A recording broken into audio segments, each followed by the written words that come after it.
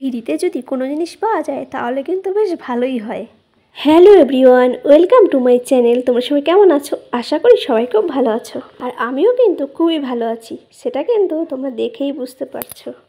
এই যে আমি তাল ছাড়াচ্ছি, এটা কিন্তু এই বছরের ফার্স্ট তাল আনা হলো ঘরে, আর সেটাকেই আমি ছাড়িয়ে নিলাম। আর তোমরা তো জানো বছরের সব ফলই খেতে হয়, সেই কারণে আমিও আজকে তালটা নিয়ে ভাবলাম যে তালের একটু বড়াই করাই যাক। আর একটা মজার বিষয় কি জানো তো, এই যে তোমরা তালটা দেখলে, এই তালটা কিন্তু আমরা মোটামুটি বাঙালিরা সবাই খেতে জানি, কিন্তু আমি যেখানে উড়িষ্যাতে থাকি, আর উড়িষ্যার আমি যেখানে থাকি সেখানে কিন্তু এই তালটা খেতে কেউই জানে না।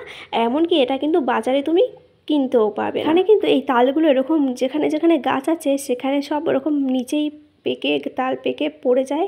কেউ কিন্তু এগুলো নেয় না, আর কেউ তোমাকে যদি তুমি নাও কেউ কিন্তু তোমাকে কিছুই বলবে না। কারণ এখানে তালটা কখন খায় জানো তো, যখন তালটা ছোট থাকে আর কি, যেটা আমরা বাংলায় বলি যে তালের শ্বাস আর কি, এরা কিন্তু সেই সময়টাই তালটাকে খেতে জানে। আর সেই সময় কিন্তু বাজারে বিক্রি হয় ওই তালের শ্বাস বের করে করে। তারপরে কিন্তু এই যে পেকে গেলে বা বড় হয়ে গেলে যে তালটাকে হয়, সেটা কিন্তু আর কখনোই বাজারে পাওয়া যায় না। এটা কিন্তু গাছে যেগুলো থাকে অবশিষ্ট, সেগুলোই পড়ে এরকম নিচে পড়ে থাকে। কেউ কিন্তু এগুলো নেয়ও না, আর কখনো বাজারে কিনতেও পাওয়া যায় না। এর কারণে আমাদের যখনই তালের বড়া খেতে ইচ্ছে করে, আমাদের কিন্তু কখনো তাল কিনে খেতে হয় না। আশেপাশে এখানে প্রচুর গাছ আছে, সেখান থেকে কিন্তু আমরা এরকম তাল পেয়ে যাই। তোমাদের সাথে কথা বলতে বলতে কিন্তু দেখো তালের বড়া প্রায় রেডি হয়ে গেছে। তো আজকের ভিডিওটা এই পর্যন্ত, সবাইকে টাটা।